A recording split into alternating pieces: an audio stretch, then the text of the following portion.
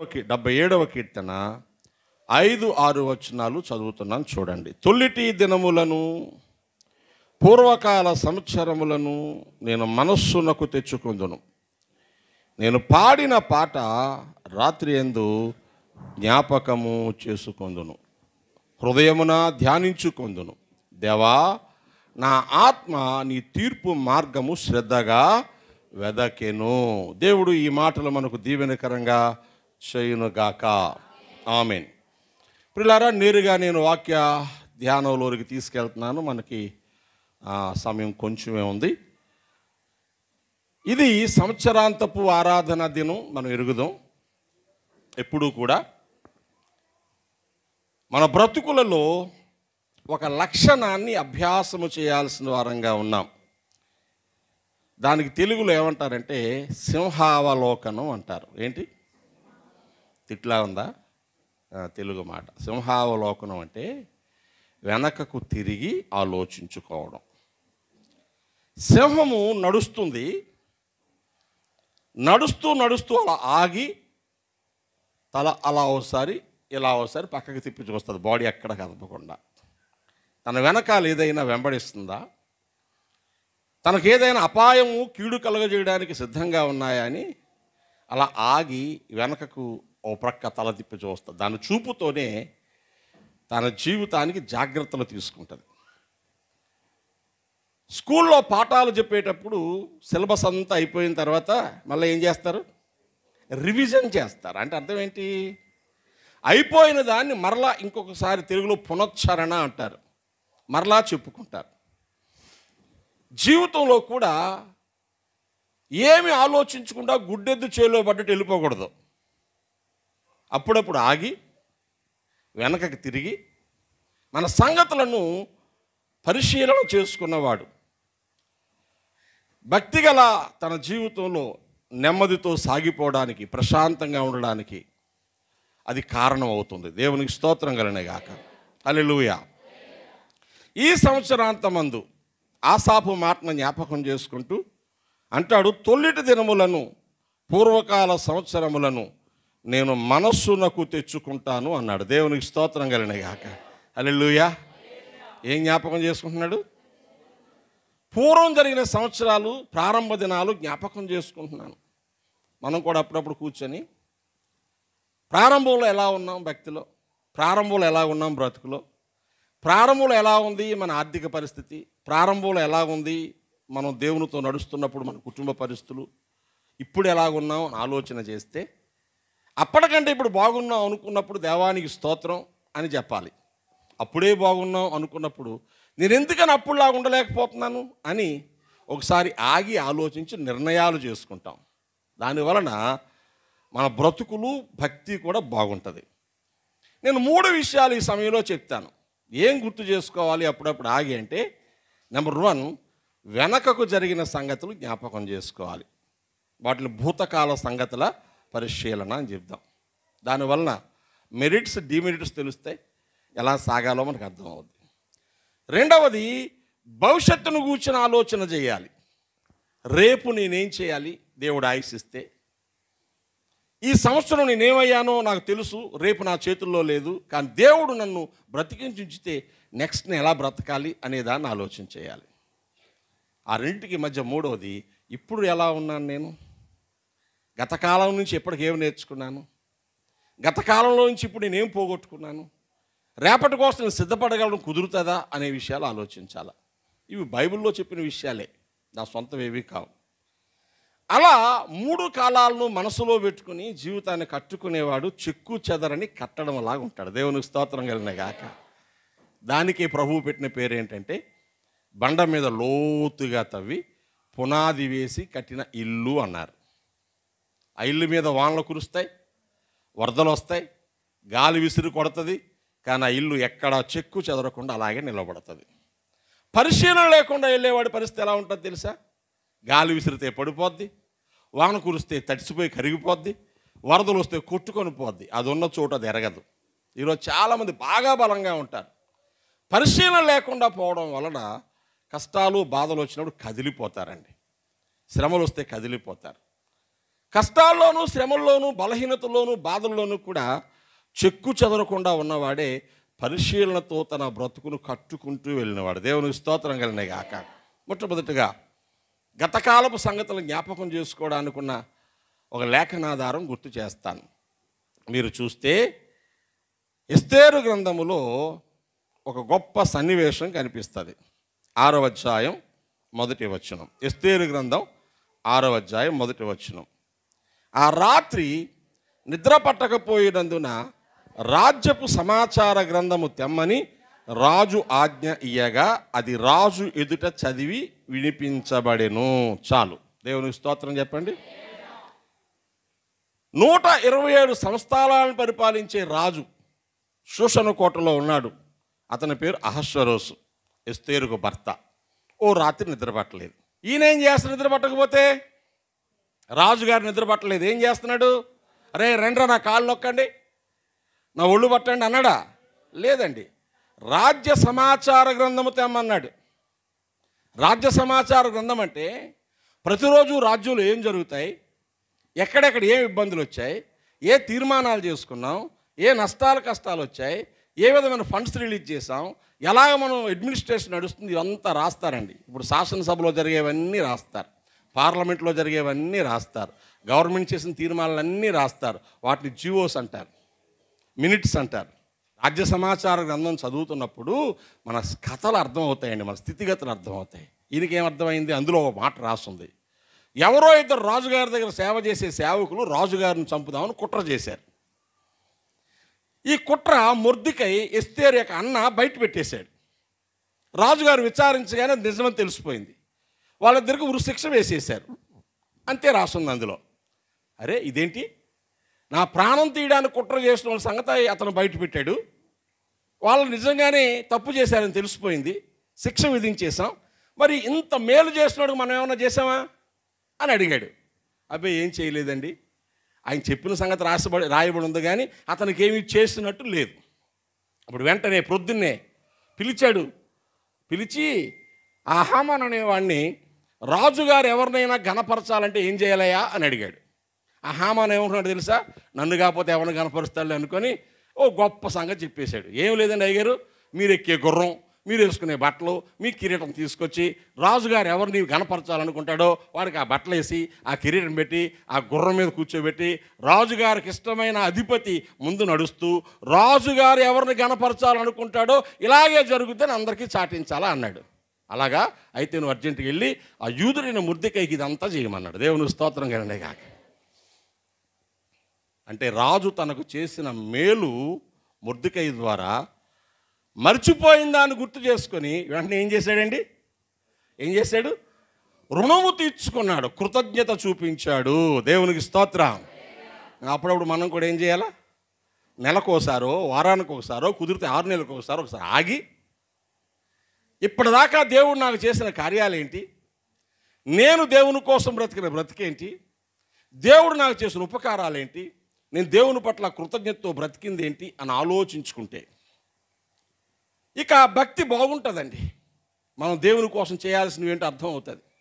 ఈ కుటుంబ విషయానికి వస్తే ఈ 6 నెలల్లో మా ఆర్థిక పరిస్థితులు ఎలా ఉన్నాయి, మాకు వచ్చిన ఆదాయం ఏంటి, మేము చేసిన ఖర్చులు ఏంటి, అనవసరంగా ఎక్కడ ఖర్చు పెట్టాం, అనవసరంగా ఎక్కడ తిరిగాం, అది చేయకుండా ఉంటే బాగుండు కదా అని ఆలోచన చేస్తామండి. మనుషులతో ఉన్న బంధాలు జ్ఞాపకం చేసుకుంటే మా చిన్నాన్న, మా పెదనాన్న, మా అక్క, మా బావ, మా తమ్ముడు, వీళ్ళు నాకేం చేశారు, నేను వాళ్ళకేం చేశాను, ఎవరెవరు నన్ను గాయపరిచారు, నేను తిరిగి కక్ష సాధించానా, ఓర్చుకున్నానా, వాళ్ళ పట్ల ఇంకేమన్నా ప్రేమ చూపించి వాళ్ళు మార్చుకోగలనా అనే విషయాలు గుర్తుకొస్తాయి. దేనివల్ల? ఆగి ఆలోచించాలి. దేవుని స్తోత్రం కలనే కాక. ఇది భక్తిని కాపాడుకునే విధానం. ఎంతమందికి ఉందంటారు? ఈ రాత్రికి ఆలోచించేద్దాం. మీరు ఎలాకి వెళ్ళిపోయాక సంవత్సరం అంతా దేవుడు నాకేం చేశాడు, నేను దేవునికి ఏం చేశాను, ఈ సంవత్సరంలో నా జీవితంలో వచ్చిన కష్టాలేంటి, ఖర్చులేంటి, దేవుడు ఎలా ఆదరించాడు అని ఆలోచించేద్దాం. నాకు వచ్చిన నిందలేంటి, నాకు వచ్చిన ఘనతలేంటి, నేను ఎలా బ్రతికానో ఆలోచించేద్దాం. కుటుంబంతో ఎలా ఉన్నాను, నేను ఎవరైనా ఏడిపించానా, ఎవరైనా బాధ పెట్టానా, ఎవరైనా దుఃఖ పెట్టానా, లేక ఎవరైనా నన్ను దుఃఖ పెట్టారా, ఎలా ప్రవర్తించాను అని ఆలోచించేద్దాం. నా కుటుంబం నాకేం చేసింది, నేను నా కుటుంబానికి ఏం చేశాను. ఇవన్నీ మన జీవితాలలో నిన్ను ఒక మంచి వ్యక్తిగా తీర్చిదిద్దుతాయి. దేవుని స్తోత్రం కలిగిన గాక. ఇలా ఆలోచించేవాడు క్రమశిక్షణ గలవాడుగా ఉంటాడు. నేను చేస్తాను, నాకు ఎంతమందితో సంబంధం ఉందో వాళ్ళకు ఎప్పుడు గాయం కలిగించకుండా జాగ్రత్త పడతాను, బాధ పెట్టకుండా జాగ్రత్త పడతాను. ఎవరినైనా ఒకవేళ ఎప్పుడైనా కొంచెం కష్టపెడితే ఎలా వెంటనే నేను క్షమాపణ అడగాలని ఆలోచన చేస్తాను. అది న్యాయమైందా కాదని ఆలోచన చేస్తాను. వాళ్ళు పెద్దవాళ్ళు అయితే అది అన్యాయమైనా నేనే వెళ్ళిపోయి సరెండర్ అయిపోదాం అనుకుంటాను. ఎందుకంటే నాకు చేతనైన మంచి, నాకు చేతనైన పరిశుద్ధ కార్యం చేయకుండా ఎప్పుడు ఆగకూడదు అనేది నా తీర్మానం. దేవుని స్తోత్రం కలిగిన గాక. ఎవరు ఏదంటే బాధపడిపోయి ఆయాసపడిపోయి కక్ష మనసులో పెట్టుకొని దాంతో నాశనం అయిపోయే దశ దాటి బయటకు వచ్చాను. నేను భక్తి జీవితాన్ని సేద్యము చేసుకుంటూ వచ్చాను. అది ఇంకా మూన అనుకున్న చేను కాదు, అది ఆల్రెడీ పొట్ట మీదకి వచ్చేసి విరగగాసి కోతకు సిద్ధమైన చేను ఇది. దేవుని స్తోత్రం కలిగిన గాక. కోతకు వచ్చేసాక మరలా మనం ఇంకా ఆ దుబ్బు తీసి పక్కన పాద్దామంటే ఎలాగా? కోత కోసం సిద్ధపడాలి. కాబట్టి మొదటిది, రాజైన అహష్వేరోషు నిద్ర పట్టకపోయినందున వెనక్కి తిరిగి ఆలోచన చేసి మొర్దెకైకి సహాయం చేశాడు. తను ఒక గొప్ప వ్యక్తిగా నిరూపించుకున్నాడు. దేవునికి స్తోత్రం కలిగిన గాక. హల్లెలూయా. రెండో విషయాన్ని, భవిష్యత్ కోసం ఆలోచన చేయటం. దేనికోసం? రేపేంటి అని ఆలోచన చేస్తే, ఈ సంవత్సరం ప్రభు ఆయుష్ ఇస్తే నా టార్గెట్స్ ఏంటి అని ఆలోచన చేయాలి. నేనేం చేద్దాం అనుకుంటున్నాను, నా కుటుంబానికి ఏం చేద్దాం అనుకుంటున్నాను, నా ఇంటికి ఏం చేద్దాం అనుకుంటున్నాను, నా కొడుక్కి ఏం చేద్దాం అనుకుంటున్నాను, నా కూతురికి ఏం చేద్దాం అనుకుంటున్నాను, నా తల్లికి ఏం చేద్దాం అనుకుంటున్నాను, నా తండ్రికి ఏం చేద్దాం అనుకుంటున్నాను, నా సంఘానికి ఏం చేద్దాం అనుకుంటున్నాను. లెక్కలు ఉండాలో వద్దా? ఆలోచిస్తే బెంగ వచ్చేద్దండి బాబు. ఆలోచించకూడదండి, అలా వెళ్ళిపోవడమే అంటాడు కొంతమంది. ఎలా వెళ్ళిపోవడం అంట? ఇంట్లో నలుగురు ఉన్నారు, 1/2 కేజీ బియ్యం వండారు. ఆలోచించకుండా ఎవరికాడి తినేసిపోయాడు అనుకోండి, మన వెనకాల కథ ఏంటి? అది సత్రం అవుద్ది కానీ ఇల్లు అవ్వదు. ఇంట్లో వండింది ఎంత, ఉన్నోళ్ళు ఎంతమంది, అందరూ కలిసి తినకపోతే ఒకరి తర్వాత ఒకరు తినేసిపోతూ ఉంటే ఎవడన్నా ముందు తిన్నారా వెనక తినాలని ఆలోచించాలి వద్దా? ఆలోచించకుండా పోతే ఏమవుద్ది? కనబడింది కాబట్టి కంచం నుండి అన్నం వేసుకొని కుండలో ఉన్న కూర అంతా వేసేసుకుని మిగతాడు ఏం తింటాడు? తినేద్దాం అనిపించినా ఇంకెవరు తినాల్సిన ఉన్నారా? అలా ఎవరు తినలేదా? అయ్యో కొంచెం తీసేయి ఆడు కదా ఇంటి కోసం ఆలోచించేవాడు. కాబట్టి ప్రభు ఏం చెప్పారంటే, లూకాసు వార్త 14వ అధ్యాయంలో, లూకాసు వార్త 14వ అధ్యాయంలో 28వ వచనంలో ఇలా అన్నారు, మీలో ఎవడేను ఒక గోపురము కట్టింపగోరిన ఎడల దాన్ని కొనసాగించడం కావలసింది తన యొద్ద ఉన్నదో లేదో అని కూర్చుండి తగులుబడి మొదట లెక్క చూచుకొనడా. చూచుకొనని ఎడల అతడు దాని పునాది వేసి ఒకవేళ దాన్ని కొనసాగింపలేకపోయినందున చూచువారందరూ ఈ మనుషుడు కట్ట మొదలుపెట్టిన కానీ కొనసాగింపలేకపోయినని అతను చూచి ఎగతాళి చేయసాగుదురు. 2 విషయాలు చెప్పారు, ఒకటే చెప్తున్నాను నేను. యుద్ధానికి వెళ్తే సైన్యాన్ని ముందు ఎంత ఉందో చూసుకోవాలంటాడు. ఏదైనా కన్స్ట్రక్షన్ చేసే ముందు, గోపురం ఇల్లు కట్టించే ముందు ఎంత ఖర్చు అవుతుంది, నా దగ్గర ఎంత ఉంది, నేను ఇంకెంత సమకూర్చగలను, సమకూర్చుకున్నా కడితే పూర్తవుతుందా లేదా, కట్టలేకపోతే మధ్యలో ఆగిపోతే చూసిన వాళ్ళు ఏమంటారు, ఈ లెక్కలన్నీ వేసుకోవాలని ప్రభువు చెప్పారు. అదేం ఆలోచించలేదండి. దేవుడు ఎలా నడిపిస్తాడు తెలుసా? నిన్ను గోపు మీద కొట్టేస్తాడు. క్రమశిక్షణ లేనోడిని శిష్యుడిగా స్వీకరించిన ఆయన. శిష్యుడు అంటేనే ఇంగ్లీష్లో డిసైపుల్ అని పిలుస్తారు. డిసైపుల్ అంటే a person who follows discipline is called as disciple. క్రమశిక్షణ కలిగినోడే శిష్యుడు అవుతాడు. క్రమశిక్షణ లేకుండా అడ్డగోలుగా పోయాడు శిష్యుడు కాడు. మన ఫంక్షన్ చేయాలి, అవసరమా అని ఆలోచించాలి ఫస్ట్. అవసరమే ముచ్చట, ఒకతే కూతురు, మన దగ్గర ఏముంది అని ఆలోచించాల. పాప సాక్ష్యం చెప్పింది, అప్పు అడిగిన వాళ్ళకి అప్పు ఇప్పించిన ఆయన అని ప్రార్థన చేసింది, మంచిది అప్పు ఇప్పించారు. అప్పు ఎలా తీరుద్దాం అనుకుంటున్నావు అని ఆలోచించాలి. అప్పు తీర్చడానికి సహాయం చేయని ఆయన చేయడు ఆయన. నువ్వు అప్పు ఎలా తీరుద్దాం అనుకుంటున్నావు, నీ ఆదాయం ఎంత, నీ ఇంట్లో ప్రతి నెల ఖర్చు ఎంత, నీకేమైనా మిగులుతుందా, మిగిలితే మిగిలిన దాన్ని ఎంతకాలంలో అప్పు తీర్చగలవు, దీనికే అప్పు చేసి మిగిల్చిపోతే రేపు పెళ్ళి ఎలా చేస్తావు, ఈ లెక్కలన్నీ ముందుకు రావాలి. ఎవరేమనుకున్నా నా బాధ నాదే కాబట్టి నేను ఇంతలోనే పెళ్లి చేయాలి. దేవుని స్తోత్రం కలిగిన కాక. తగులుబడి ఏం చేయాలి మనం? కూర్చొని గట్టిగా చెప్పాలా, నేను మొదలు పెడుతున్నాను పూర్తి చేయగలనా లేదా, ఉపవాసం చేస్తానని మాట ఇచ్చాను పూర్తి చేయగలనా లేదా, ప్రార్థనకు వస్తానని మాట ఇచ్చాను పూర్తి చేయగలనా లేదా, దేవునికి ఇవ్వాలనుకున్నాను పూర్తి చేయగలనా లేదా. తీర్మానాలు చేసుకుంటాం. ప్రభు 52 ఆదివారాలు ఒక్క వారం కూడా మానకుండా గుడికి వస్తాను. వచ్చిన వాళ్ళు దేవుని స్తోత్రం చెప్పండి అంటే మిగతా వాళ్ళు రాలేదు, అంతే కదా. 52 శుక్రవారాలు నేను మందిరానికి వస్తాను మొదటిది, రాకపోయినా ఆ పూట ఉపవాసం ఉంటాను రెండోది, నేను 52 శుక్రవారాలు సంఘం కోసం ప్రార్థన చేస్తాను మూడోది. ఇలాంటి మాటలు ఇస్తాం. నిలబెట్టుకున్నామా? ఆలోచించాలి. 50 రోజులు ఉపవాసం పెట్టాం ఈస్టర్ టైంలో, కొంతమంది ఉన్నారు. మిగతా వాళ్ళ సంగతి ఏంటి? 100 రోజులు ఉపవాసం పెట్టాం జూలై నెలలో, అక్టోబర్ 8 దాకా 10 మంది ఉపవాసం ఉన్నారు. మిగతా వాళ్ళ సంగతి ఏంటి? తీర్మానాలను దేవుడు దీవిస్తాడండి. దేవుని స్తోత్రం కలనే గాక. హల్లెలూయా, హల్లెలూయా. దేవుని కార్యాలు చేయడానికి ఒక సమర్పణ కావాలి. ఏం చేస్తున్నాం? కూర్చొని తగులుబడి ఎంత ఇల్లు కడదాం అనుకుంటున్నాం, ఎంతమందికి భోజనాలు పెడదాం అనుకుంటున్నాం, ఎంత ఫంక్షన్ చేద్దాం అనుకుంటున్నాం, ఎంత ప్రయాణం చేద్దాం, ఇవన్నీ లెక్కలు ఉంటాయండి. లెక్క చూసుకోకుండా భవిష్యత్తు బాగోదు. ఇప్పుడే చేయాలా పని. దేవుని స్తోత్రం కలిగిన గాక. ఎప్పుడు చేయాలా? ప్రభు ఏం చెప్పారు? ఓ గోపురము కట్టింపగోరుని ఎడల ముందు కూర్చొని తగులుబడి లెక్క చూసుకొనడా. చూసుకుంటాడు. చూసుకోకపోతే కట్టి సగంలో ఆగిపోతే ఏమంటారండి? కట్టడం మొదలెట్టాడు కానీ మనడు పూర్తి బడాయి కోసం వేసేసాడు రా పెద్ద పని. అదే దేనికోసం వేసాడు? అది బడాయి కాదురా బాబు, నా విశ్వాసం. ఎలాగైతే రేపు కడతాం అని చెప్పే దమ్ము మనకు ఉండాలా. ఎంత మన జీవితం, ఎంత మన భారం, ఎంత మన సామర్థ్యం, ఎంత మన స్తోమత, నా విశ్వాసం ఎంత ఆలోచించాలి. ఇది రెండవది. దేవుని స్తోత్రం చెప్పండి. ముందు జరిగిపోయిన వాటి కోసం ఎలా బ్రతకమని చూడాలా. జరగబోయే దానికోసం ఏం ప్లాన్ చేస్తున్నాం? లాస్ట్ అంతా ఫెయిల్ అయిపోయింది, అంత తూచు, ఇక్కడి నుంచి జాగ్రత్తగా ఉంటాను ప్రభు. అదొక తీర్మానం. ఇప్పటిదాకా సరిగ్గా చేయలేకపోయినాయా, కానీ ఈసారి నువ్వు నాకు ఆయుషిస్తే ఏం చేస్తాం? సరిగ్గా బ్రతుకుదాం. దేవుని స్తోత్రం కలిగినగాక. దేవునితో చెప్పుకోవాలి. ఇక మూడో మాట చెప్తాను.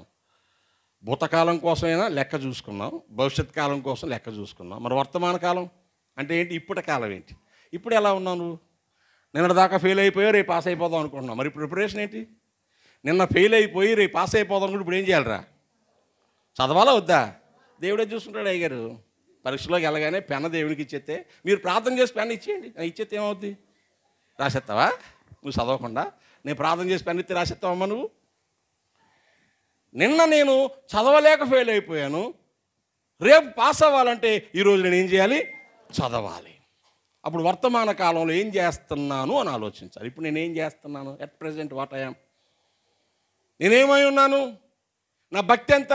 నా విశ్వాసం ఎంత? నా ప్రార్థన ఎంత? వాక్యంలో నాకున్న పట్టు ఎంత? వాక్యం మీద నాకున్న ప్రేమ ఎంత? దేవుని మందిరం మీద నాకున్న ఆశ ఎంత? నేనేం చేయాలి ఇప్పుడు? నా దగ్గర ఇప్పుడు ఎంత ఉంది? ఇదే ఉంది. దేవుని స్తోత్రం కలిగిన గాక. హల్లెలూయా, హల్లెలూయా. 3 రోజులు బట్టి జనాలు ఆకలితో ఉన్నారు. ఆలోచించారు, అయ్యో పాపం పంపేస్తే ఆకలితో కళ్ళు తిరిగి పడిపోతారు. అలా పెట్టడానికి 200 దేనారాల రొట్టెలు కొని తెచ్చినా చాలు. భవిష్యత్తు కోసం ఆలోచించారు. 3 రోజులు బట్టి ఆకలితో ఉన్నది ఆలోచించారు. పెట్టడానికి 200 దేనారాల రొట్టెలు కొంటే కానీ చాలవని ఆలోచించారు. ప్రభు అన్నారు, ఆ సోదు వదిలేదు, ముందు మీ దగ్గర ఏముందో చెప్పండి. దేవుని స్తోత్రం కలిగిన గాక. మీ దగ్గర ఏముంది? మా దగ్గర 5 రొట్టెలు 2 చేపలు ఏముంది, అది ముందు పట్టండి. రేపు బాగుండాలంటే ఈరోజు నువ్వేమై ఉన్నావో లెక్క వేసుకోవాలి. దేవుని స్తోత్రం కలిగిన గాక. 2 రొట్టెలు 5 రొట్టెలు 2 చేపలు పట్టండి, నా చేతులకు ఇవ్వండి. ఏం చేశారు? ఆయన పట్టుకొని ఆకాశం వైపు కళ్ళెత్తి దాన్ని విరిచి ఈసారి వడ్డించండి. దేవుని స్తోత్రం కలిగిన గాక. వడ్డిస్తే ఏం చేశారు? అక్కడ మంచి మాట ఉంటుంది, మీకు చూడండి. వర్తమాన కాలంలో ఏం చేయాలో ఆలోచించి యోహాను సువార్త 6వ అధ్యాయంలో బేత్సైదా అరణ్య ప్రాంతంలో యేసుక్రీస్తు ప్రభువారు రొట్టెలు పెట్టినటువంటి సన్నివేశాన్ని మనం చూస్తాం. చూడండి, అద్భుతమైనటువంటి మాటలు ఉన్నాయి అక్కడ. 11వ వచనం. యేసు ఆ రొట్టెలు పట్టుకొని కృతజ్ఞతాస్తులు చెల్లించి కూర్చున్న వారికి వడ్డించెను. అలాగున చేపలు కూడా వారికి ఇష్టమైనంత మట్టుకు వడ్డించెను. ఇక్కడ ఈ మాట మీరు అండర్లైన్ చేసుకోవాలి. వారు తృప్తిగా తినిన తర్వాత, ఎలాగా? తృప్తిగా తిన్న తర్వాత ఏమీ నష్టపడకుండా మిగిలిన ముక్కలు పోగు చేయడని తన శిష్యులతో చెప్పాను. దేవునికి స్తోత్రం. నేను అనుకుంటాను, 5 ఎండిపోయిన రొట్టెలు 2 చేపలు అందరికీ చాలినంత పెట్టగలను ఏసైకి మిగిలిపోయిన ముక్కలు అవసరమా? మీరు చెప్పండి, మిగిలిపోయిన ముక్కలు అవసరమా అండి? పోనీ ఎవడైనా ఏ పేతురో ఏ యోధాయో మిగిలిన ముక్కలు పోగు చేయండి, వేస్ట్ అయిపోకుండా అంటే బాగుండు. యేసుప్రభు అన్నాడండి వచ్చిన చిక్కు. 5 రొట్టెలు అందరికీ పంచగల దేవుడికి మిగిలిపోయిన ముక్కలు అవసరమా? మొక్కలు ఇరిసాడండి. ఏం చేశాడు? మొక్కలు ఇరిసాడండి. తినేవాళ్ళు తింటున్నారు, విరుస్తున్న మొక్కలు ఇస్తున్నా కొద్ది ఊరిపోయి వచ్చేస్తున్నాయి. మనకు కొంచెం ఆతృత ఎక్కువ ఉంటుంది సుమా. ఎలాంటిది? 2 మొక్కలు సరిపోయి 4 తీసేసుకున్నారు ఏకంగా. నా 2 తినగానే 2 ఎక్కడ పెట్టుకోవాలి తెలియక పక్కన వదిలేశారు. లేచిపోతూ ఉంటారు. ఏం చేయాలి ఇప్పుడు? ప్రభు అన్నారు, మీరు 12 మంది చెదిరిపోయి ఎవడెవడ దగ్గర మిగిలిపోయిన మొక్కలు ఉన్నాయో ఇంటికి పట్టుకెళ్ళకూడదు, పట్టుకొచ్చి ఇక్కడ పోయాను అన్నాడు. దేవుని స్తోత్రం కలిగినాయి కాక. నేను చాలా ఆలోచించానండి, మిగిలిపోయిన మొక్కలు పోగు చేయడం ఏంటి యేసయ్యా? దేవుని స్తోత్రం కలిగినాయి కాక. హల్లెలూయా. ఈ మధ్యలో ఒక రీల్ చూశాను నేను. ఒక కుర్రోడు హోటల్లో భోంచేశాక చాలామంది రెస్టారెంట్లో తినేసి కంచాల్లో చాలా ఎముకలు మాంసాలు వదిలేస్తూ ఉంటారు కదా. వాడు ఆ హోటల్ ఆయన దగ్గరికి వెళ్ళి, సార్ ఆయన తీసుకోవచ్చా అన్నాడు. ఎందుకో తర్వాత చెప్తాను. తీసుకోవచ్చా అంటే తీసుకో. చేతులు గ్లౌజులు వేసుకొని కవర్లో అవన్నీ వేసుకొని జాగ్రత్తగా ప్యాక్ చేసుకొని థ్యాంక్స్ చెప్పేసి వెళ్ళిపోయాడు. ఏం చేశాడంటే వెళ్ళిపోయి కుక్కలు వీధుల్లో తిరుగుతాయి చూసారా, దిక్కు మొక్కు లేకుండా ఎవడో పోగొట్టకుండా వీధుల్లో కనబడలు కరిసేస్తూ ఉంటాయి. వాళ్ళకి పట్టుకెళ్ళి పోగేశాడు. కుక్కలన్నీ తింటున్నాయి. అలా రోజు పట్టుకెళ్తాడు. హోటల్లోకి అనుమానం వచ్చింది, మన దగ్గర మిగిలిపోయినాయన్ని ఈడు పట్టుకెళ్తున్నాడు, ఈడేమో మళ్ళీ బిజినెస్ చేసేస్తున్నాడు అని డౌట్ వచ్చి వెనకాల వెళ్ళాడు అనమాట. చూడగానే కుక్కలు, అరే ఎంత మంచి మనసు ఈడిది, అక్కడ పాడేస్తాం డస్ట్బిన్లో, పాడేస్తాం చెత్తకుండీలో, పట్టుకెళ్ళి ఎక్కడో పాడేస్తారు. ఇంకొకరు ఆహారం పెడుతున్నాడు వీడు అనుకొని.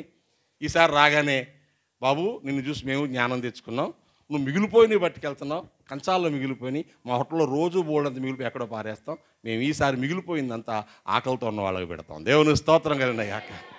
మంచి అలవాటేనా? కంచాల్లో పారేయకూడదు, కావలసినంత పెట్టుకోవాలా. మిగిలితే వేరే వాళ్ళకి పంపించాలా, వేరే వాళ్ళకి పెట్టాలి. ఆకలితో ఉన్నవాళ్ళు, వీధుల్లో ఉన్నవాళ్ళు, రోడ్ల మీద ఉన్నవాళ్ళు, అనాథాశ్రయాల్లో ఉన్నవాళ్ళు చాలామంది ఉన్నారు. ఇప్పుడు తినేద్దాం, రాత్రి దాచేసుకుందాం, పొద్దున్న ఫ్రిడ్జ్లో పెట్టేసుకుందాం కాదు అది లెక్క. మళ్ళీ రాత్రి తినడానికి ఉండమో తెలియదు మనకి. ఇప్పుడు తిన్నాము, మిగిలింది ఎవరో పెట్టాలా? వేరే ఆకలితో ఉన్న వాళ్ళకి పెట్టాలా. ఇక మిగిలిన ముక్కలంటే 3 మాటలు చెప్తాను. నెంబర్ 1, మిగిలిన ముక్కలంటే మొదటిది టైంలో మొక్కలు. దేవుని స్తోత్రం చెప్పండి. Fractions of time. మన రోజులో నిద్రకు కొంత, సిద్ధపాటుకు కొంత, పనికి కొంత, సంపాదించడానికి కొంత, ఇంటి పనులకు కొంత వాడుతూ ఉంటాం. మధ్యలో చిన్న చిన్న మొక్కలు ఉండిపోతూ ఉంటాయి. ఆ మొక్కలు రోడ్డు మీద నిలబడి కాసేపు, పక్కింటి దగ్గర కాసేపు, మధు మీద కూర్చొని కాసేపు, ఆలతలతో సోదు కబులు కాసేపు చెప్తాం కదా. ఆ మొక్కలు జాగ్రత్తగా పోగేసుకోవాలి.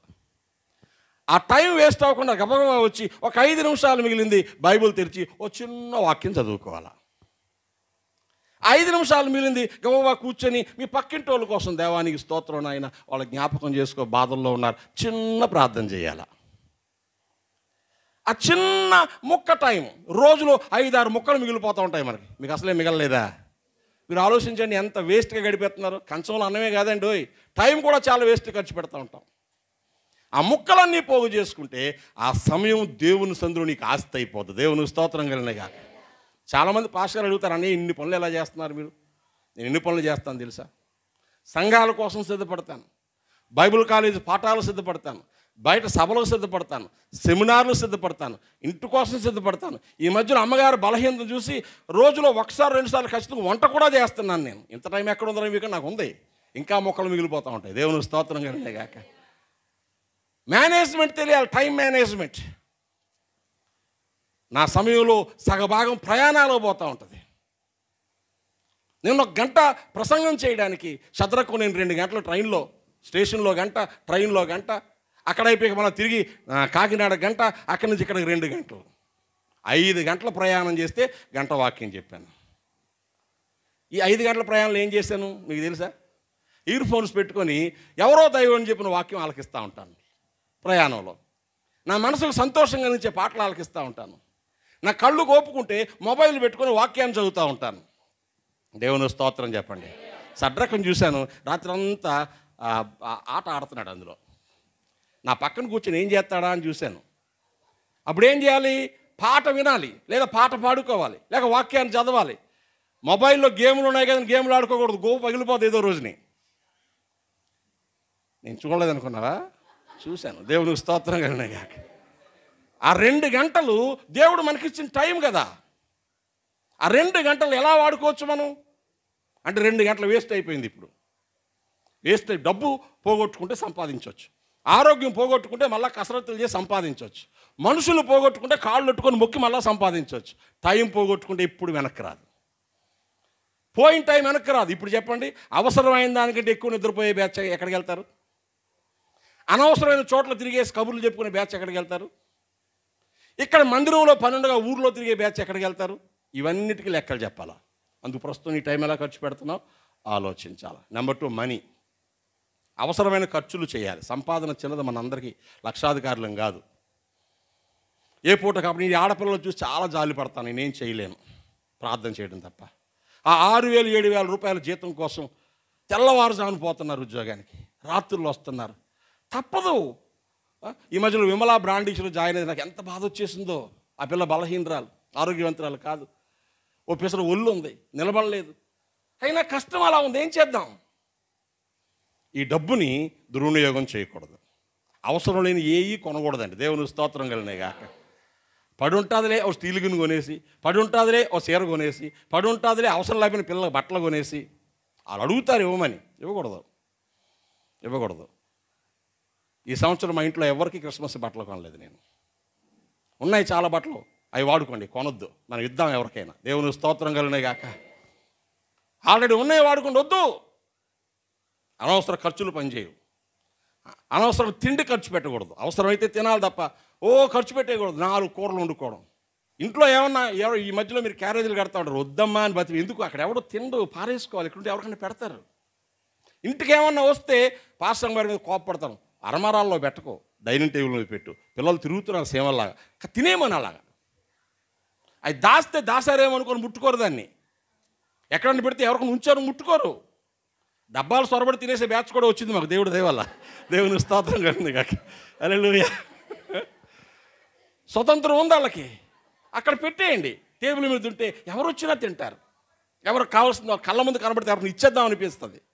వేస్ట్ చేయకూడదు. దేవుని స్తోత్రం కలిగినాయి కాక. డబ్బులు వేస్ట్ చేయకూడదండి. ఊరకనే రావు. కష్టం. 100 రూపాయలు సంపాదించడం కోసం మీరు 4 గంటల పొలంలో కష్టపడాలా? 100 రూపాయలు ఊరకనే పాడు చేస్తే, ఎవరికో తీసుకొచ్చో కూల్ డ్రింక్ కొనేస్తే, అక్కర్లేకపోయిన రంగు నీళ్ళు మనం తాగేస్తే అక్కర్లేదు. ఆరోగ్యం కాదు అది. అవసరమైతే ఖర్చు పెట్టు. లేదు నీ దగ్గర డబ్బులు ఉన్నాయి, ఇంకా త్యాగం ఉంది, దేవుని సేవకి ఇవ్వాలా. దేవుని సేవకి ఇచ్చేది ఒక్కటే నీకు మిగులుద్దండి. ఖచ్చితంగా చెప్తున్నాను నేను. నా బ్రతుకులో నేను చేస్తున్నది అదే. ఇంత కష్టపడి ఎందుకు పరిగెడుతున్నాను తెలుసా? ఈ సంవత్సరం ఇంకా నా టార్గెట్స్ కంప్లీట్ చేయాలి. కొంతమంది ఇంకా బట్టలు ఇవ్వాలి నేను. మనం పల్లెటూరులో దుప్పట్లు పెంచాం, ఇంకో చోట రేపు చీరలు ఇస్తున్నాం. మన సంఘంలో ముసలోళ్ళు అమ్మవాళ్ళు నా కళ్ళ ముందు కనబడుతున్నారు. ఎవరి దగ్గర అడుక్కొచ్చి పెట్టడం నాకు ఇష్టం లేదు. వీళ్ళకి నేను కొనాలా అని ఆశపడుతున్నాను. ప్రభు చిత్తం అయితే వచ్చి ఆదివారానికి ఇచ్చేస్తాను. దేవుని స్తోత్రం కలిగినాయి కాక. ఆశ, టార్గెట్స్ ఉన్నాయి, వేస్ట్ చేయకూడదు మనీ. మన బ్రతుకుల పట్ల దైవ సంకల్పం ఉండాలా. దేవుని స్తోత్రం కలిగినాయి కాక. డబ్బులో మిగిలిన ముక్కలు. ఏ మిగిలిన ముక్కలు? తిరిగి వచ్చాం, 500 ఖర్చు అయిపోద్ది అనుకున్నాం, 320 అయ్యింది. ఎంత మిగిలింది? ఈ మిగిలిన ముక్క నాదిగా, దేవుడిది, పడేయాలి పక్కనే. దేవుని స్తోత్రం కలిగినాయి కాక. హల్లెలూయా. టిఫిన్ చేద్దామని వెళ్ళాం. టిఫిన్ చేస్తూ 100 రూపాయలు ఖర్చు అయిపోద్ది, 50 ఖర్చు అయిపోద్ది, 20 ఖర్చు అయిపోద్ది. పోనీ ఏదో దైవాల టిఫిన్ చేయడం మానేసాం. అది మిగిలిన ముక్క, ఇది మంద కాదు. పట్టుకొచ్చి ఏం చేయాలా? ప్రక్కన పడేయాలా. దేవుని స్తోత్రం చెప్పండి. హల్లెలూయా. నేను చెప్పడంగా చేస్తాను. మీ పాస్టర్ వారిని ఎప్పుడన్నా అడగండి, అయ్యగారు డబ్బులో మిగిలిన ముక్కలు ఏం చేస్తారని. 2 నెలలకు ఒకసారి మిగిలిన ముక్కలన్నీ చూస్తామండి మేము. ఓ 10,000 12,000 అవుతుంది. ఓ పాస్టర్ గారిని పిలుస్తాం, బాబు ఈ పట్టుకెళ్ళి కొనేసి ఎవరికైనా ఇచ్చేసి. దేవుని స్తోత్రం కలిగినాయి కాక. ఈ ఖర్చు అయిపోయినట్లు పోయినట్టే లెక్క, కానీ దేవునికి ఇవ్వడానికి నా దగ్గర ఎక్స్ట్రా ఉంది. దేవుని స్తోత్రం కలిగినాయి కాక. What about you? నీ సంగతి ఏంటి? టైంలో మిగిలిన ముక్కలు ఏం చేస్తున్నావు? డబ్బులో మిగిలిన ముక్కలు ఏం చేస్తున్నావు? ఇక నీ బలం. మూడోది ఏంటి చెప్పండి? స్ట్రెంగ్త్. వాళ్ళ దగ్గర వీళ్ళ దగ్గర చేసుకొని పనిచేసేస్తూ ఉంటావు. నాకు అర్థం కాదు. పనిచేసి నడుముపోటు తలపోటు వచ్చేది, గింజుకుపోయి చచ్చిపోతావు. అలా ఎప్పుడైనా దేవుని సందులో అలసిపోయేలా పనిచేసావా? దేవునికి ఆయుష్ ఇచ్చింది ఎందుకు? ఆరోగ్యం ఇచ్చింది ఎందుకు? బ్రతికించింది ఎందుకు? 500 రూపాయల సంపాదన కోసం ఒళ్ళు హోనమయ్యేలా పనిచేసావు కదా. ఆ మందిరాన్ని ఎప్పుడు కడిగినోళ్ళే కడుగుతాడు, తుడిసినోళ్ళే తుడుస్తాడు. మరి నీ సంగతి ఏంటి? సంవత్సరంలో ఒక్కసారైనా మందిరాన్ని నేను శుభ్రం చేయాలని ఆలోచన ఇన్నేళ్ళలో నీకు రాలేదా? అందరిని అడుగుతున్నానండోయ్. 2-3 నువ్వుదే గొడవాడేద్దు అనుకుందాం. బతిమాలేసి నీకు సేర కొని పెడతాను తల్లి, ఈ ఆటకు ఊరుకొని నేను కడుక్కుంటాను, బతిమాలుకోవాలి. దేవుని స్తోత్రం కలిగినాయి కాక. ఎప్పుడు నువ్వే కడుగుతావా? ఆశీర్వాదం నీకేనా? మాకు వద్దా? ఈ వారాన్ని నువ్వు ఊరుకో, నేను కడుగుతాను, బాగా కడగకపోతే అడిగిది కానీ అని బ్రతిమాలుకోవాలి. రానిలేదయ్యా, ఎగ్గొట్టడానికి వేస్తాలి. దేవుని స్తోత్రం కలిగిన కాక వద్దండి. పని చేయాలి దేవుని మందిరం కోసం. నా దేవుని మందిరం కోసం నేను ఏం చేయగలను? నా శ్రమ ఎక్కడ ఉపయోగించగలను? మన సంఘాన్ని చూసి చెప్పైతే మళ్ళీ మీరు ఎక్కడికి గర్వపడిపోతారో. ఎవరన్నా వస్తే ముచ్చటపడే సంగతి ఏంటి చెప్పనా? వంటలు వార్పులు చేసిన మీరు పడే ప్రయాసం. చాలామంది పాస్టర్లు చెప్పారు, అన్నయ్య మీ సంఘం ఇలాగా మేము బతిమాలుకోవాలన్నయ్య అని. బతిమాలుకోను, అలసేసిన దగ్గర మీద పడిపోతాను వచ్చి, వాళ్ళు చేయకపోతే. దేవుని స్తోత్రం కలిగినాయి కాక. కరిసేయడమే. ఎవరి కోసం చేస్తారు? ఎవరి పని ఇది? దేవుని స్తోత్రం కలిగినాయి కాక. నేను చెయ్యాలి. అందరూ వడ్డిస్తారండి, గిన్నెలు ఎవడు కడుగుతాడు? అందరూ వడ్డిస్తారండి, ఆకులు ఎవరు తీస్తారు? అందరూ వడ్డిస్తాడు, ముందు వచ్చి ఎవరు శుభ్రాలు చేస్తారు? నిన్న మగపిల్లలందరూ ఎంత కష్టపడారో చూశాను నేను. నాకు చాలా ముచ్చటేసింది. ఒకరిద్దరు కుదరకు రాకపోయినా మెజార్టీ వచ్చారంటే అందరూ వచ్చేసినట్టే. దేవుని స్తోత్రం కలిగిన కాక. ఆడపిల్లలు పనిచేశారండి శక్తికి మించి. ఇది కదా సంఘం అంటే. దేవుని స్తోత్రం కలిగిన కాక. నీ శ్రమలో ముక్కలు దేవుని స్తోత్రం చెప్పండి. అప్పుడు దాకా ఇంట్లో పడుకుంటూ ఆయాలే పని తగులుతుంది. మనకేమనిపిస్తుంది అంటే, ప్రాణం వారం రోజులు ఇంట్లో ఉన్నాం, ఇయాలే పని తగిలింది, ఎలా పోతే 500 ఎలాగ వస్తాయి? ఇయాలా పని తగలలేదు అనుకో, దేవుడు రేపు 2000 ఇస్తాను నీకు. దేవుని స్తోత్రం కలిగినాయి కాక. వెళ్ళిపోతే ఇయాలే పని ఉంటుంది, మళ్ళీ వారం ఇంట్లో పడుకుంటావు. అవి లెక్కలు వేసుకోవాలి. కాబట్టి ప్రియులారా, నేను ముగించే ముందు ఏం చెప్తున్నాను? సింహావలోకనము చేసుకోవాలి. ఏం చేసుకోవాలా? గట్టిగా చెప్పండి. ఏం చేసుకోవాలా? ఒక ఆయన ఉండేవారు, చచ్చిపోయారులేండి. భోజనం టైంకి మా ఇంటికాడ ఉన్నాడు అనుకోండి, భోజనం చేసేయండి అంటే, బాబు నీకు పుణ్యం ఉంటుంది, ఇంటికి వెళ్ళిపోతాను. అంటే నీకు తెలియదు బాబు, మధ్యాహ్నం ఎక్కడైనా నేను తింటే ముందు ఇంటికాడ చెప్పేసి రావాలా. అమ్మ మధ్యాహ్నం భోజనానికి రానని చెప్పేసి రావాలంట. చెప్పకుండా వచ్చి ఎక్కడైనా తినేసి ఇంటికి వెళ్తే ఆయన్నవే రాత్రికి పెడతారంట. నువ్వు చెప్పకుండా పోతే నీ కోసం ఉండింది ఎవడో పెట్టాలా? ఆ సల్లను ఎవడ తినాలా? నువ్వు చెప్పకుండా పోయి నువ్వే తినాలా. రాత్రికి వెళ్ళలేదనుకోండి, అదే రేపు పెడతారంట. రేపు అందరూ వేడన్నం తింటూ నేను మధ్యాహ్నం మిగిలిపోయినా ఆయన పెడతారంట. ఇంట్లో అందరికి అదే రూలు. అలా ఉంటే కుటుంబాలు ఎంత బాగుంటాయో అర్థమవుతుందా? వండేసుకోవడం పారేయడం వేస్ట్ అవ్వట్లేదు. నువ్వు మధ్యాహ్నం తినకుండా ఉంటే రాత్రికి అది తినాలా, రాత్రి కూడా రాకపోతే రేపు అది తినాలా. అప్పుడు ఏమవుతావు? నువ్వు ముందే చెప్తావు, అమ్మోయ్ మధ్యాహ్నం బువ్వకు రానమ్మోయ్, నాకు వండకండి అమ్మోయ్ అని చెప్తావు. దేవుని స్తోత్రం. ఆ 1/4 కేజీ బియ్యం ఇంకోటి ఆకలి తీరుస్తాయి. పరిశీలన చేసుకుంటే బ్రతుకు మారిపోద్దండి, రెగ్యులేట్ అయిపోద్ది. దేవుని స్తోత్రం కలిగినే గాక. హల్లెలూయా, హల్లెలూయా. 52 శుక్రవారాలు 52 పూటలు ఉపవాసం ఉండాలి. అలా ఉండరు కనుక సంవత్సరంలో ఇన్ని ఉపవాసాలు పెడతాను నేను. అలాగన్నా లెక్క సరిపోద్దేమో, 52 రోజులు వచ్చేద్దేమోనని. ఈ లెక్క వేసుకోండి. ఈ సంవత్సరంలో కనీసం 52 రోజులు కూడా ఉపవాసం ఉన్న వాళ్ళు ఏం చేయాలి? ఇప్పుడు కొత్త సంవత్సరంలో టైఫాయిడ్ జ్వరం వచ్చేసి ఏమీ తినకుండా ఉపవాసాలు ఉండే పరిస్థితి రావాలా వద్దా? మరి ఈ లెక్కలు ఎక్కడ బ్యాలెన్స్ అవుతుందండి? ఎక్కడ బ్యాలెన్స్ అవుతుంది? ఎర్రోళ్ళు అనుకుంటున్నాడు దేవుడు కానీ. కాబట్టి ఏం చేయాలి? ఆరోగ్యంగా ఉండగానే ఇవాళ అలాగే వంకాయ కూర నాయన స్తోత్రం ఉపవాసం ఉన్నాను మానేసాం అనుకో, రేపు టైఫాయిడ్ రాదు. దేవుని స్తోత్రం కలిగినాయి కాక. హల్లెలూయా. మానాల్సినప్పుడు మానాలి, తినాల్సినప్పుడు బలంగా తినాలి, దాచుకోవాల్సినప్పుడు దాచుకోవాలి, ఇవ్వాల్సినప్పుడు సంతోషంగా ఇవ్వాలి. దేవుని స్తోత్రం కలిగిన గాక. ఏ కారణం చేత ఆదివారం ఆరాధన మానేశారనుకోండి, ఈ 100 రూపాయలు మిగిలిన సందా వేయకుండా దేవానికి స్తోత్రం. మానేసినందుకు 100కి ఇంకో 5 కలిపి 105, వచ్చే వారం ఇచ్చే 100, 205 రూపాయలు చందా ఇవ్వాలి. బైబిల్ చెప్పే మాట అది. దేవునికి ఇవ్వాల్సింది ఎవడైనా వాడేసుకుంటే, రాకపోతే మరి ఇవ్వకపోతే వాడేసుకున్నట్టే కదా. ఏం చేయాలి? 5వ వంతు కలిపి ఇవ్వాలి. దానికి 5వ వంతు 5 రూపాయలు కాదు, 20% కలిపి ఇవ్వాలి. అప్పుడు నీ పని మీద శ్రద్ధ ఉంటుంది. ఓ నాయన మానేసిన ఇవ్వాల్సి వస్తుందంటే వెళ్ళిపోవడం బెస్ట్ కదా. దేవుని స్తోత్రం కలిగినాయి కాక. హల్లెలూయా. అర్థమవుతుందా? దేవుని కోసం బ్రతికే జీవితాలు లెక్కలు వేసుకుందాం ప్రియులారా. మీరు దీవించబడాలని, మీరు బాగుండాలని, మీరు క్షేమకరంగా ఉండాలని నేను ఈ మాటలు చెప్తున్నాను. ఈ మాటల కోసం జనాలు కళ్ళు కాయలు కాసిపోయేలా చూస్తున్నారు. మిమ్మల్ని నాకు అంటగట్టాడు కాబట్టి దేవుడు ఏం చేశాడు? అంటగట్టడంటే అంటుగట్టాడు. నాలో నుంచి సారం, మీరు అంటగట్టడం చెడ్డమాట కాదండి, నాలో నుంచి సారం మీరు పీల్చుకోవడానికి మిమ్మల్ని కలిపేశాడు కాబట్టి మీ మీద ఎక్కువ బాధ్యత నాకు ఉంటుంది. దేవుని స్తోత్రం కలిగినాయి కాక. ఎవరి దగ్గరికైనా వెళ్తే చెబుతాను, వాళ్ళు వింటే అంటారు, పోతే పోతారు, నాకు సంబంధం లేదు. కానీ మీరు వినాలని చెప్తాను, నేను వినకపోయినా వినమని చెప్తాను. దేవుని స్తోత్రం కలిగినాయి కాక. ఎందుకని? ఆఖరి మాట చెప్పనా? మిమ్మల్ని అందరిని కూర్చి లెక్క ఎవరిని అడుగుతాడు? దేవుడు నన్నే అడుగుతాడు. నా దగ్గర ఎవరు బాప్తీసం తీసుకున్నారు, ఈ సంఘంలోంచి ఎవరు సభ్యులుగా ఉన్నారు, మిమ్మల్ని వచ్చి లెక్క నన్ను అడుగుతాడు. అలా అడగకూడదు అనుకుంటే మీకోసం ఇక నేను ప్రభావం వీళ్ళని వాళ్ళకి అప్పచెప్పేస్తున్నాను బాబు, వీళ్ళకే నాకు సంబంధం లేదు, ప్రార్థన చేసేయాలి, నేను చేసేస్తే నన్ను అడగడం. మరి అలా చేయలేను కదా నేను. అర్థమవుతుందా? మీరు కట్ చేసుకున్నంత ఈజీగా నేను కట్ చేసుకోలేను. అందుకని లెక్క నన్ను అడుగుతాడు కనుక, నాకు అప్పగించాడు కనుక నేను దేవుని సందులో ప్రార్థన చేస్తూ మీ క్షేమం కోసం పనిచేయాలి. అంతేనా ఆశీసు? దేవుని స్తోత్రం కలిగినగాక. హల్లెలూయా. ప్రభు మనకు ఆయుషిస్తే కొత్త సంవత్సరంలో సంతోషంగా ఉండాలని ఆశపడదాం. ఆమేన్. ఆసుపత్రులకు వెళ్ళకుండా ఉండాలని ఆశపడదాం. ఆమేన్. డాక్టర్కి ఇచ్చే డబ్బులు దేవునికి ఇద్దామని తీర్మానం చేసుకుందాం. ఆమేన్. ఒక్క ఆదివారం కూడా గుడి మానకూడదని తీర్మానం చేసుకుందాం. ఆమేన్. ఉపవాసం అవసరమైనప్పుడల్లా ఉందాం. దేవునికి స్తోత్రం. ఆమేన్. మన సమయాల్లో మిగిలిన ముక్కలన్నీ ఎవరి కోసం ఖర్చు పెడదాం? దేవుని కోసం. ముక్కలే కాదండి, ఓయ్, దేవునికి ఇవ్వాల్సిన దేవునికి ఇచ్చేసి మిగిలిన ముక్కలు కూడా దేవునికి ఇచ్చేయాలి. దేవునికి స్తోత్రం కలుగునుగాక. హల్లెలూయా. ఆశపడదాం. తొలిటి దినములను, పూర్వకాల సంవత్సరాలను జ్ఞాపకం చేసుకుంటున్నాను. కష్టాల్లో నువ్వు సంతోషం ఇచ్చి నేను పాడిన పాట జ్ఞాపకం చేసుకుంటున్నాను అని ఆసాపు చెప్పాడు. అందుకే దేవుడు అతన్ని ఆశీర్వదించాడు. తీర్పు మార్గం కోసం జాగ్రత్త ఇచ్చాడు. తీర్పులోకి రాకుండా జాగ్రత్త పడదాం. దేవుడి దగ్గర చీవాట్లు తినకుండా జాగ్రత్త పడదాం. దేవుడు అలాంటి కృప మనందరికీ అనుగ్రహించునుగాక. ఆమేన్. ప్రార్థన చేసుకుందామా? దయచేసి తల వంచి కళ్ళు మూసుకోండి. ప్రేమగల దేవుని పాద సన్నిధిలో ఒక చిన్న తీర్మానం. నువ్వు పడ్డ కష్టం దేవుడికి తెలుసు. యథార్థంగా త్వరగా కళ్ళు మూసుకోండి.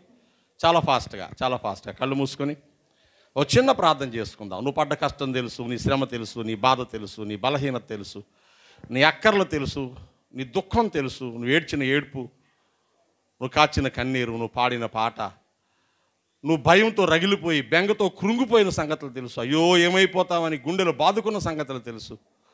ఈరోజు నువ్వు ఉన్న స్థితిని గుర్తు చేసుకో. దేవుడు ఎంత ఉపకారం, ఎంత మేలు చేశాడు. రేపు నీకు దేవుడు ఆయుషిస్తే ఆ దేవుని ఘనపరచడానికి, ఆ దేవుని సంతోషపరచడానికి, ఆ దేవుని మహిమపరచడానికి ఎలా బ్రతుకుతావు? పూర్వకాల సంవత్సరాల జ్ఞాపకం చేసుకో. భవిష్యత్తు కోసం ప్రణాళికలు వేసుకో. ఇప్పుడు ఎలాగున్నావో ఒక్కసారి దేవుని దగ్గర చెక్ చేసుకో. సరిగ్గా ఈరోజు సిద్ధపడితే రేపు బాగుంటావు. నిన్న తప్పులు ఇవాళ సరి చేసుకుంటావు. రేపు తప్పు జరగకుండా జాగ్రత్త పడతావు. మనం ప్రార్థన చేద్దాం. పరిశుద్ధ తండ్రి, నీకు వందనాలు చెల్లిస్తున్నానయ్యా. ప్రేమగల నీ పాదాల చెంత ఈ సంవత్సరాంతం ముందు మీరు మాతో మాట్లాడిన మాటల కోసం నేను స్తుతిస్తున్నాను. మేలుగల ఈ మాటలు మా జీవితాలు దీవెనగా చేయండి. నీ చిత్తము చేయడానికి, నేను మహింపరచడానికి కావలసిన సిద్ధపాటు మాకు అనుగ్రహించండి. ఏ బిడ్డలు ఆశతో ఆసక్తితో బ్రతుకులను పరిశీలన చేసుకుంటున్నారో మా దేవా, లెక్కలు వేసుకుంటున్నారు, బేరీజు వేసుకుంటున్నారు, ఆ పరిస్థితులన్నీ అనుకూలపరచమని మా పట్ల నువ్వు చేసిన మేలుగల కార్యాలకు వందనాలు చెల్లిస్తూ యేసు నామమున ప్రార్థించి వేడుకుంటున్నాను తండ్రి. ఆమేన్. దేవుని కృప మనందరికీ తోడై ఉండునుగాక.